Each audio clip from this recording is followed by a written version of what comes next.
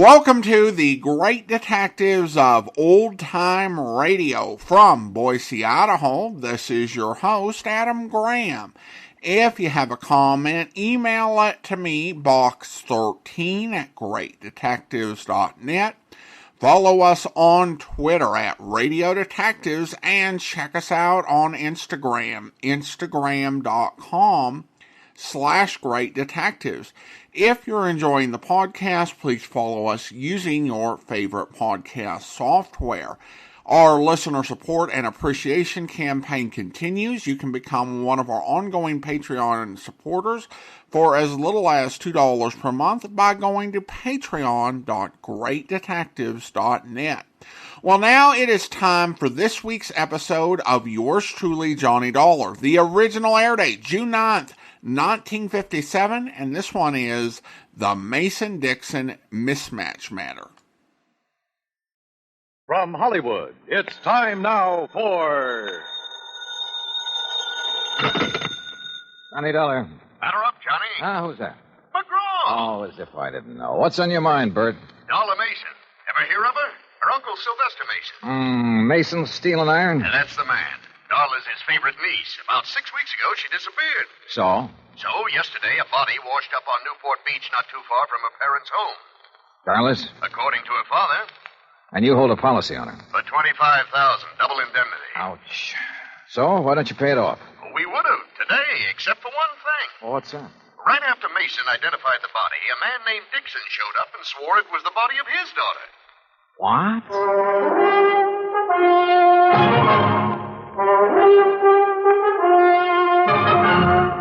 Bob Bailey in the exciting adventures of the man with the action-packed expense account. America's fabulous freelance insurance investigator. Yours truly, Johnny Dollar.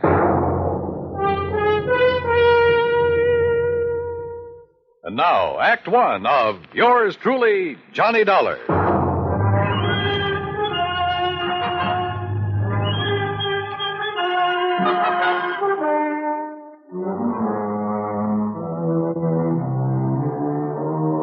Expense account submitted by Special Investigator Johnny Dollar to the Providential Assurance Company, 393 Dewey Avenue, Hartford, Connecticut. The following is an account of expenses incurred during my investigation of the Mason-Dixon mismatch matter.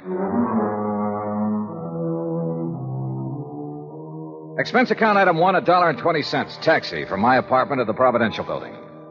The walls of Bert McGraw's office are covered with pictures of sporting events, and as I entered, Bert was preparing to hang another one. Oh, Johnny. Well, come in. You ever see this? Who is it? Who? Was me, that's who. The day I pitched for the Valdosta Lions. Struck out 10 of the Cherry Pointers that afternoon. Yes, sir. You win the game for him? Huh? I said, did you win the game for him? Oh. No. Cheating umpire. There. Well, Johnny boy, you ready to join our little team? I don't know. The body of a girl being found on a beach, Mason identifying it as his daughter, then somebody else showing up. Henry Dixon. Yeah, and saying the same thing. Can't the authorities identify her? Haven't been able to yet? Neither one of those girls had their fingerprints on record? Nope. Well, what about dental work? Nothing to go on there either.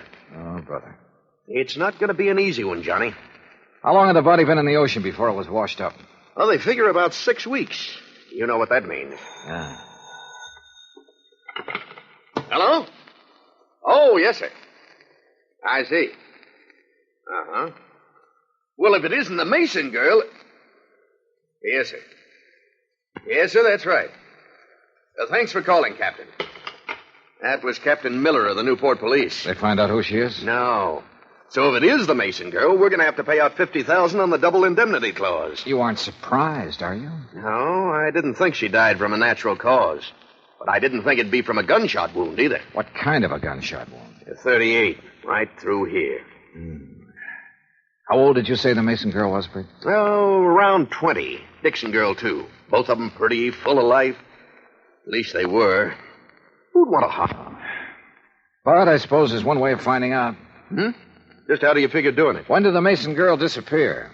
Oh, about 6 weeks ago. And the Dixon girl? Well, she's been missing about 3 months. Well, one of them's still alive. I'll try to find her. Bert gave me all the information he had on both the Mason and the Dixon families. I took a cab back to my apartment. That's expense account item 2. Item 3, $18.10 transportation, Hartford to Newport, Rhode Island. After checking in at the Ogden Hotel, I called Darla Mason's father, rented a car, and drove out to the Mason home on the beach. I was about to ring the bell when the front door opened. Hi. Well, hi. You must be Johnny Dollar. That's right. Come on in. I'm Joan Mason. Darla's little sister. Uh-huh. This way, Mr. Dollar. Mother's waiting for you in the den. Your mother? I thought my appointment was with your... Oh, my father's indisposed. Besides, Mother's the brains of this family. Of course, if you really want to know about Darla, you ask me. Maybe I will. You better. Mr. Dollar's here, Mother. Thank you, my dear. Come in, please, Mr. Dollar. See you later, Johnny. A dreadful mistake my husband made has upset him so. I thought it best to see you myself. Just what mistake are you referring to, Mrs. Mason? Well, we've released a statement to the newspapers. I thought you had heard. No, ma'am, I haven't.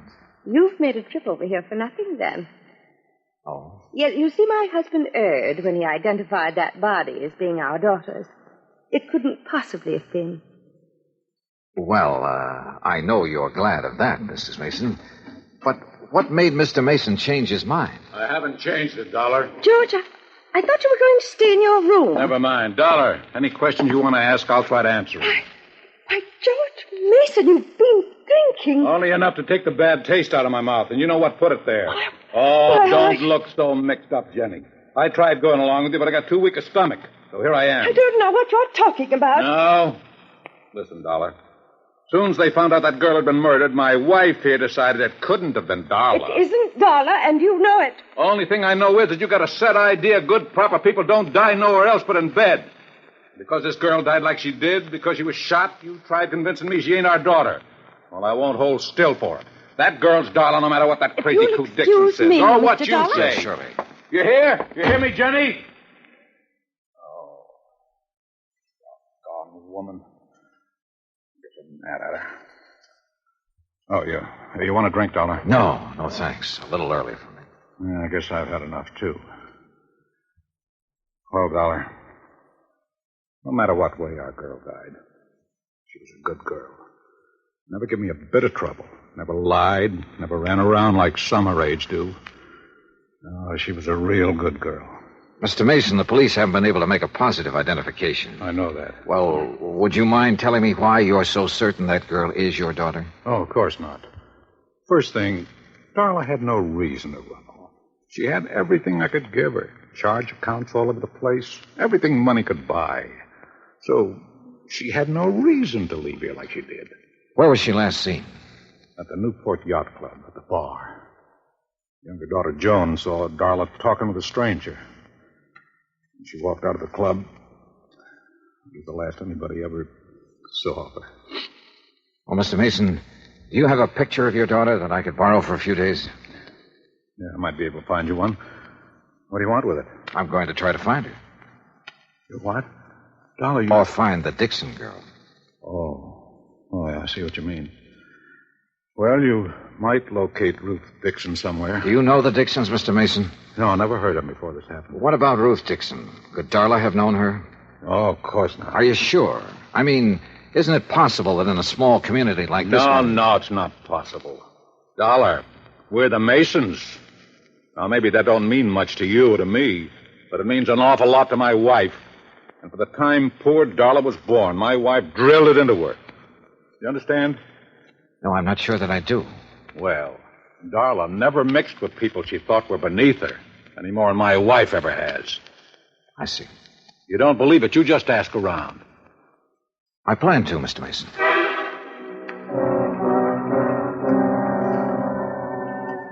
Mason found a small snapshot of his daughter. I took it and drove back to town. Expense account item 4, 10 cents, one phone call to Henry Dixon. 20 minutes later, I walked through the knee-high weeds that surrounded the Dixon home.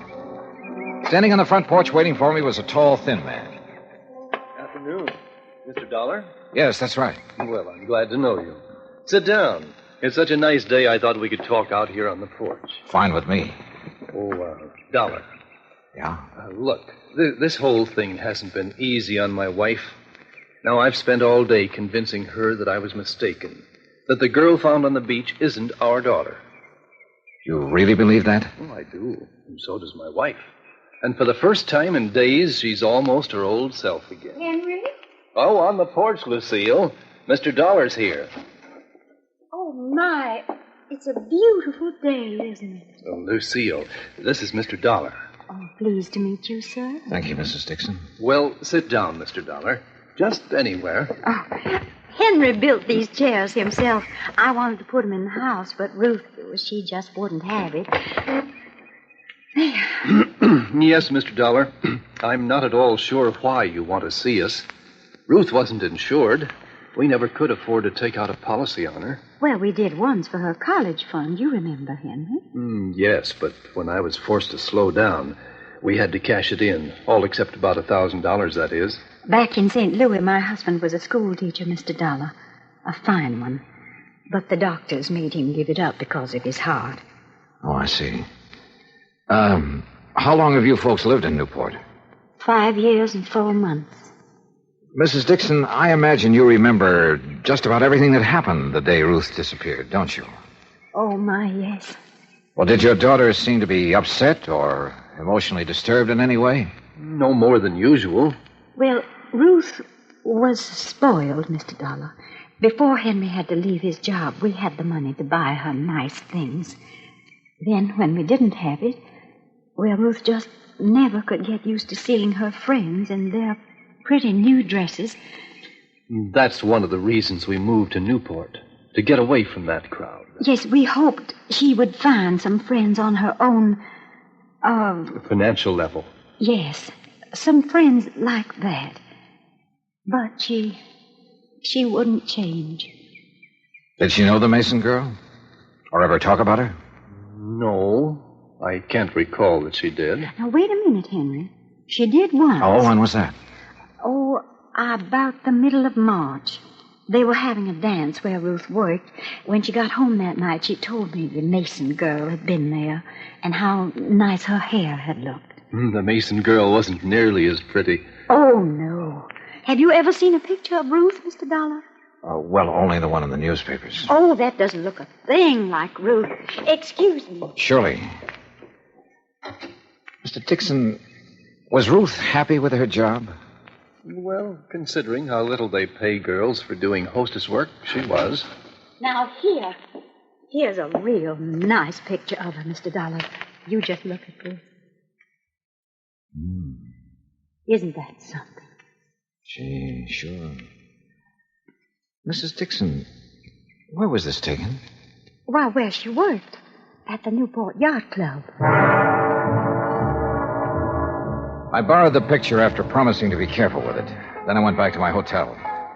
At the desk, I stopped for my key and messages and found one from Captain Miller of the Newport Police. He wanted to see me in his office as soon as possible. It took me about 5 minutes to get there. Dollar, Yeah, that's right. in here. I'm Miller, homicide detail. I'm glad you could... Oh, Mr. Dollar. Mr. Dollar, what wonderful good news. Now, Jenny, leave the man alone. Well, I didn't expect to find you people here, Mrs. Mason. No, I'm sure you didn't. And Mr. Mason didn't expect to be here either. Oh, you just wouldn't hold the thought, would you, George? You just wouldn't have faith. Oh, You Jenny. had our girl dead and buried in her grave. For heaven's sake. I never see anything so disgusting, Dollar. But she's not. No, sir. Oh, I'm so thankful. So very Mrs. thankful. Mason, you mean you found her? They haven't found her yet, Dollar. As a matter We of fact... found proof that she's alive. What kind of proof? A slip. A what? A little sail. Oh, Mr. Dollar, I'm so excited. Calm down, Jenny, for heaven's sake. I'll What did calm you down find, when I'm Captain? ready to. I didn't Mason, find it. not Mrs. one Mason second did. delay. Well, what is it? What is it? A bill from Kennedy's. That's a department store over in Providence. Oh, why don't you shut up, woman? Oh, Captain, what's a bill got to do with Darla Mason being alive? Just this. All the Masons have a charge account at Kennedy's. yes.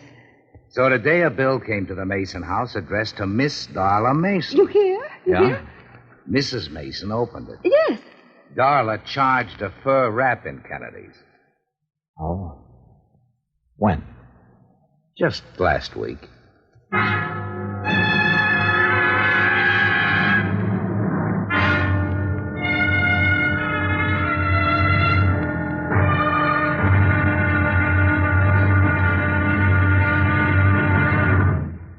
Act Two of yours truly, Johnny Dollar, in a moment. We often hear about people shooting the bull or throwing the bull. We often do it ourselves on occasion. But here's a story about a bull that threw the man instead of the other way around. When Air Force veterinarian Captain Tony Kamalacher was stationed in the Azores, he was asked by a Portuguese veterinarian to diagnose the wound of a young and promising bull that had been gored by another bull. It came from a long line of famous corrida bulls and was considered very valuable. But Captain Kamalacher's diagnosis was not favorable. An operation was needed, and there were no facilities for such a thing. Just the young captain's bag of surgical instruments, a few strong field hands to hold the animal down, and Mrs. Kamalacher, who acted as nurse. The operating table was a rocky field under a penetrating drizzle of rain. But Captain Tony Kamalacher couldn't be stopped with mere inconveniences. After giving the bull a dose of tranquilizers and a shot of local anesthetic, he proceeded with surgery.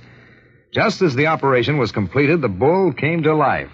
With a mighty lurch, it leaped to its feet, throwing the field hands aside like sticks, and, for thanks, immediately charged at the surgeon. But Kamalacher escaped over a nearby stone wall.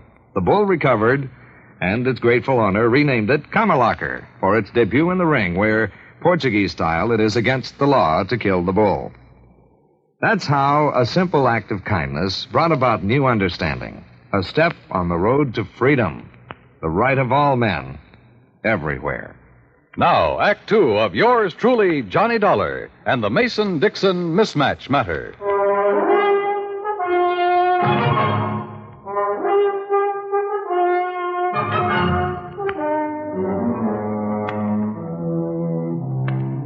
After telling me that the Mason girl had used one of her charge accounts just 5 days before the body was discovered on the beach, Captain Miller produced the original sales slip.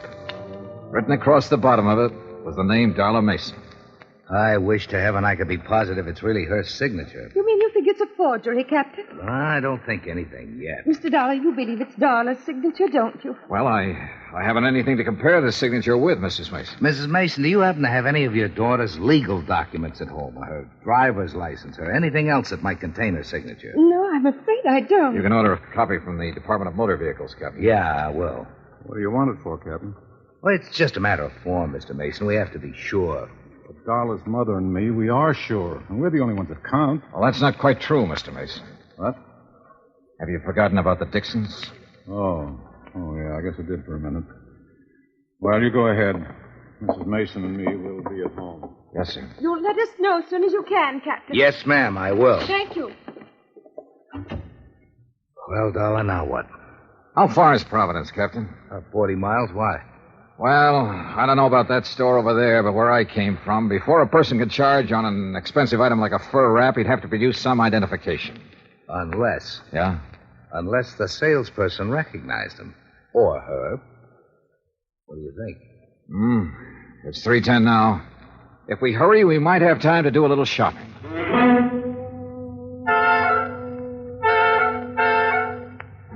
We made it in an hour and a half. The first salon at Kennedy's is on the second floor, back, away from the escalator. I remember her quite well, Mr. Dollar. And you're sure it was Darla Mason? Oh, yes, I know, because I was so surprised to see her. Oh, how's that? Well, I read the papers, Mr. Dollar. I knew she'd... in a way. Had you ever waited on her before, Miss Trumbull? No, I had not. Do you remember how she was dressed? Well, she had on a hat. Gray felt fitted real close to her head, so you couldn't see any of her hair. And, yes, a navy blue dress, raw silk, I believe, and real décolleté. What? Low cut, Captain. Oh. Did you recognize her when she first walked in, or not until she told you her name? Well, you men are so picky. I don't remember everything. I'm sorry. Miss Trimble, I have 2 snapshots here. In a moment, I want you to tell me which of these 2 girls is Darla Mason. Well, that won't be hard to do. But first, may I borrow a pair of scissors and a small piece of paper, please? Certainly. Here you are. Thanks. What the devil are you up to, Johnny? Cutting paper hats. What do you think? What? Come over here to the counter. Miss Trimble, if you'll just wait there a second, please. Yes, whatever you say. This had better be good. I think it will be. Now watch. All right. I put the snapshots on the counter. And on the head of each girl, Johnny. one of my little paper hats. Oh, really? This is ridiculous. Is it? Take a look. But Well, I'll be... When did you spot this? Today, at the Dixon house. Miss Trimble, Yes, sir? would you come over now, please? Yes, sir. All right. Look at the snapshots and tell me which of these ladies bought that fur from you last week. Why, you've covered up their hair. You said she wore a hat, didn't you? Yes, but... Well, Which one of them was it, Miss Trimble? I'm not sure. Uh-huh. They look so much alike with their hair covered like that.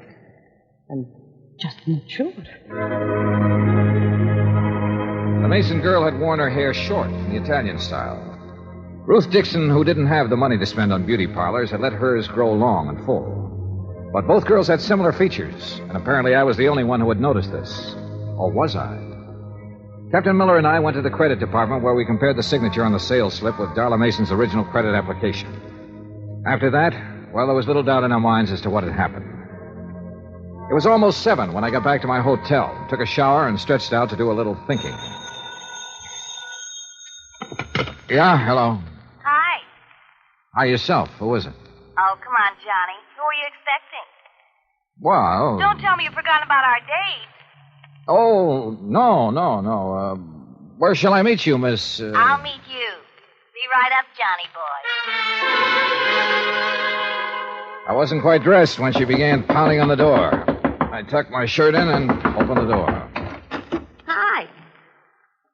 Joni. Well, who else? Don't look so amazed. Invite me in. Oh, sorry. Come in. That's more like it. You don't mind if I leave the door open, do you? Worried, Johnny? Oh, no. It's just that I like lots of air.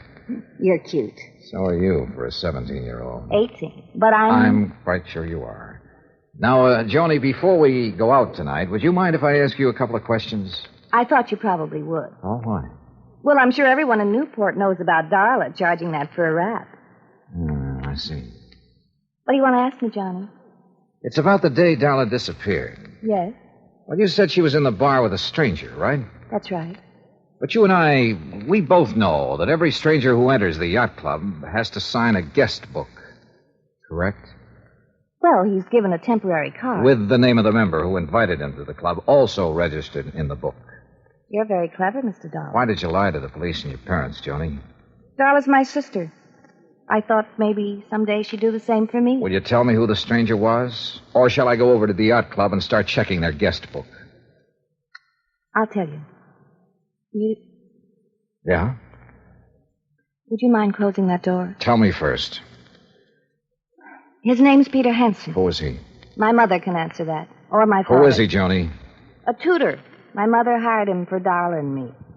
He moved into our house about 3 months ago. Of course, he didn't stay long. Where was he from? I don't really know. But I know how you can find out. Yeah? Mother hires all her help from the Castelloni Employment Agency in Providence. If anyone has his home address, they will. I started calling the Castelloni agency at 8:30 the next morning. Hanson's last known address was in Providence, and half an hour later I was headed toward the highway. It wasn't until I reached the turnpike that I noticed I was being followed by a battered blue sedan. Hanson had moved, but he'd left a forwarding address, and 3 hours and 2 addresses later, I turned down a lonely oyster shell road and stopped. Ahead of me, I could see a small beach cottage, and still behind me, the battered blue sedan.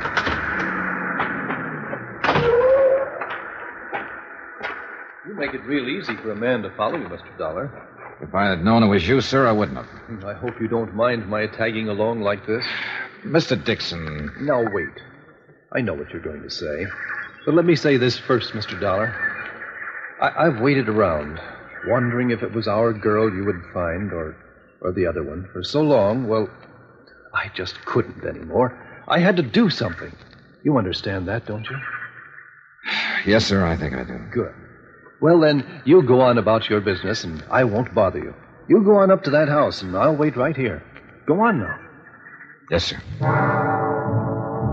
I wasn't sure who or what I would find in that beach house, but I was sure no amount of talk could persuade Mr. Dixon to leave until I did. I knocked on the door for a good minute before it finally opened.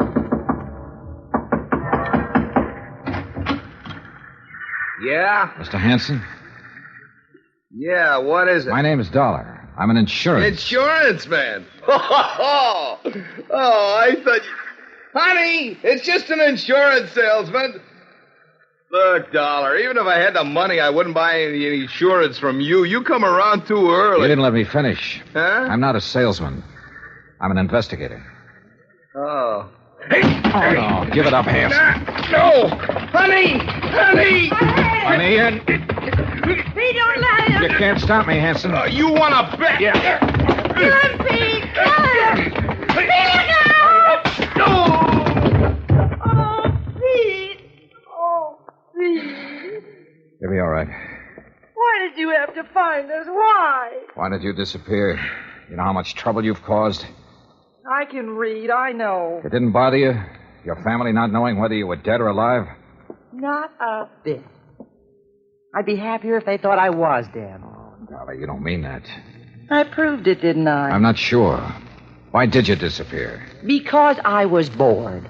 Tired and sick of living like my family makes me live. And how's that? Come out here. You see those birds? The seagulls, yeah. Beautiful, aren't they? You know why? All right, why? Because they're free. Because they can live any way they want with no responsibilities, no reputation to worry about. Oh, boy, how I envy them. Mr. Dollar. We're around back, sir. All right, now you tell me something. Sure. How'd you know that wasn't me they found on the beach? Because of that fur wrap you charged at Kennedy's. But how did... I told them to send the bill here. They didn't. It went to your house. Oh, no. Somebody sure goofed. Yeah, Dollar. You sure did. Mr. Dollar, are you all right? I thought... Oh. Mr. Dixon, Mr. Dixon? Yes, Darla. He followed me here hoping I'd lead him to his daughter. Oh. Gee, Mr. Dixon, I'm sorry if there's anything I can do. My daughter was fine. Decent. But you... Oh, Mr. Dixon. After what you did to your parents and to us, making us wonder for so long, not knowing whether it was you or our daughter who was dead. Believe me, I wish it were you.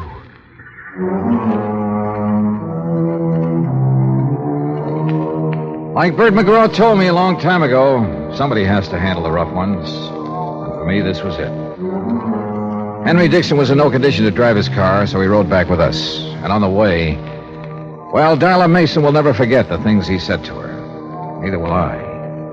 As for Ruth Dixon, who murdered her and why, well, that's up to the Newport police. Expense account total, including hotel bill, car rental, and transportation back to Hartford, $319 exactly. Yours truly, Johnny Dollar.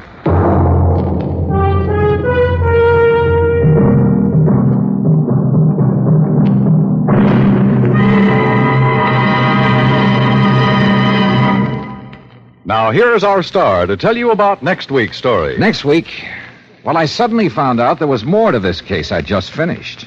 More. The really tough part. Join us, won't you? Yours truly, Johnny Dollar.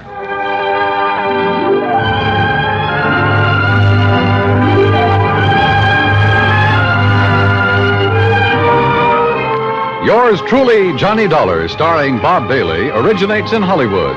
Written by Charles B. Smith, it is produced and directed by Jack Johnstone. Heard in our cast were Virginia Gregg, Mary Jane Croft, Jeanette Nolan, Jean Tatum, Frank Nelson, Will Wright, Austin Green, and Marvin Miller. Musical supervision is by Amerigo Marino. Be sure to join us next week, same time and station, for another exciting story of yours truly, Johnny Dollar.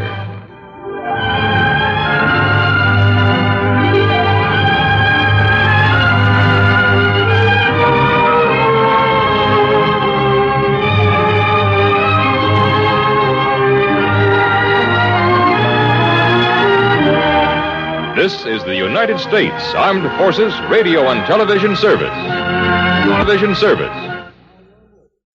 Welcome back. Well, for listeners who might not be familiar with U.S. geography, the title of the episode is a play on the Mason-Dixon line, which is a demarcation line that became associated as a sort of line between North and South, particularly during the era of American slavery.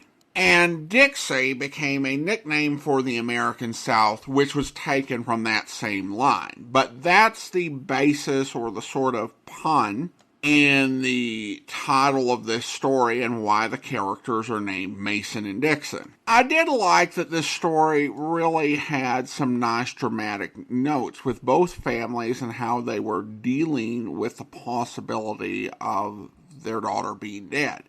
And I think there's a compelling tension between not wanting it to be your daughter who died, but also lacking that sense of closure about what happened. And I thought that Darla Mason learned at the end the hard way that it's very hard to take actions that only affect ourselves or even the people we're mad at. And I think that just by habit, she didn't think of others until Mr. Dixon was standing right there confronting her. The one thing that was kind of weird to me is that Johnny was the only one who thought that they might strongly resemble each other. Given that both fathers thought the dead woman was their daughter, I thought that was kind of obvious. All right, well, listener comments and feedback now, and we start off with a voicemail. I love it. Hey, love the show. I have always wondered who this Amerigo, Marino, or whoever that name is, I'm screwing up the name, is a guy who is constantly mentioned, and I looked up that name, and I could never find who it is. Is that a real person? And the voicemail included a request for a callback, which I don't really do on voicemails. Particularly on a question like this, it's just best to answer it on the podcast. And the answer is that the person you're thinking about is Amerigo Marino.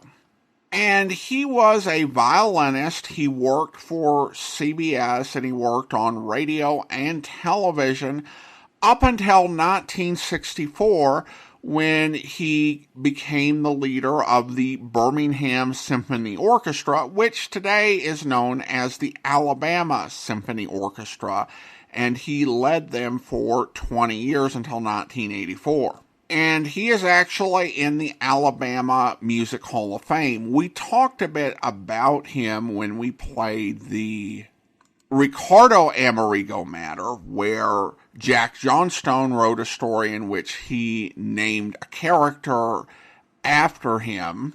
But Amerigo Marino, Amerigo Marino, and I've included a link to the Encyclopedia of Alabama link, was a talented musician, and he's actually got a handful of tracks that you can listen to either with Apple Music or with Spotify. 3 tracks of a violin concerto he did in D major, as well as a concert when he was conductor of the Birmingham Symphony Orchestra.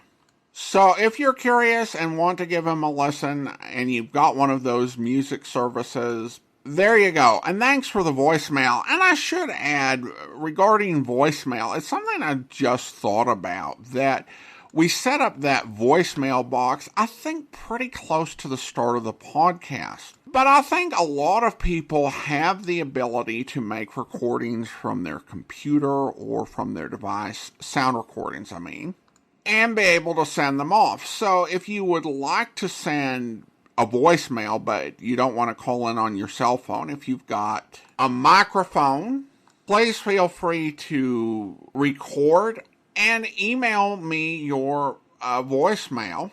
Ideally, it'd be great if you sent me a Google Drive link or a Dropbox link or pCloud or some sort of cloud service rather than as an attachment, but as long as you don't make the attachment too big, that's fine as well. Then we have an email from Derek, and Derek writes in the past, when listening to Brad Runyon, Philo Vance, and now Mr. Chameleon, they have an almost perfect fight record. Listening to Johnny Dollar this morning, Johnny gets into fisticuffs, and I had no clue who won until Johnny spoke. because sometimes he loses. Now that is a great detective show. Well, thank you so much. Appreciate the email, and it definitely does show some complexity in the view of the world that the detective just doesn't beat everybody up. And on Follow Vance, it was so funny because in the books, Vance was written as like a gentleman detective. And I've not read all the novels, but yeah, he would not have been in constant fisticuffs. It was like he was just trying to keep up with the hard-boiled private eyes. Hey, you think I'm not as tough as Sam Spade? Come on, Sam Spade, come here, put him up. I think it's good to have a detective who can handle his own. And there are probably some Follow Vance characters. The big one that comes to mind is Pat Novak for Hire. And he got knocked out every episode. Sometimes I think he may have gotten knocked out twice in one episode. He lost every fight until the final episode. And I think that if I didn't cheer out loud when I heard him win, I was pretty close to it. It's like, finally, he won one. Yeah, Johnny Dollar can hold his own, but he's not Superman. And I think that's definitely a good way to play it. And then we have a comment from Spotify, and Sammy writes, Johnny Dollar, the best, my favorite. And then listener comments on YouTube, in my opinion, Bob Bailey is the quintessential Johnny Dollar. To paraphrase Paul Newman, I am in no way the best actor, but in the right role I am. And I think that is definitely a good point regarding Bob Bailey. He rarely was given great roles that reflected his potential as an actor, but I think in the case of both Johnny Dollar and Let George Do It, he was given a chance to play something well and just absolutely excelled. And finally, Wendy writes, I've listened to old-time radio shows since the late 70s on various radio stations. Out of all the old-timey detectives, Bob Bailey as Johnny Dollar is my favorite. Well, thank you so much. Appreciate the comment, Wendy. And now it's time to thank our Patreon supporter of the day. And I want to go ahead and thank Laura. Laura has been one of our Patreon supporters since April 2018. Currently supporting the podcast at the Shamus level of $4 or more per month. Thank you so much for your support, Laura. And that will actually do it for today. If you're enjoying the podcast, please follow us using your favorite podcast software. And if you're listening on YouTube, be sure to like the video, subscribe to the channel, and mark the notification bell. All those great things that help YouTube channels to grow. We'll be back next Friday with another episode of yours truly, Johnny Dollar. But join us back here tomorrow for Dragnet, where... Cigarette, Kearney? I'm not smoking right now. What are you trying to prove? You know what I want. We're not going to let your brother out of jail. You've got until 9 o'clock to change your mind. According to that clock up there in the ward, you got 24 minutes. If we go, you're going with us, Kearney. Don't take much of a brain to figure that one out, copper. What made you think you could get away with it? I haven't yet. It ain't 9 o'clock. Unless that clock's slow. I haven't checked it against my pocket watch lately. That's the one that's running this show. You given any thought to all the innocent people that are going to go up with that thing of yours? My brother's innocent. I want him out of jail. The court says he's guilty. He'll get out when he serves his time. That's where you're wrong, copper. He gets out at 9 o'clock this morning. All right, come on, Kearney. Get your hand out of that box. Put the box on the table. You think I'm bluffing, don't you? I'm going to let you get within 5 feet of me before I make a liar out of you. I hope you'll be with us then. In the meantime, send your comments to box13@greatdetectives.net. Follow us on Twitter at Radio Detectives, and check us out on Instagram, instagram.com/greatdetectives. From Boise, Idaho, this is your host, Adam Graham, signing off.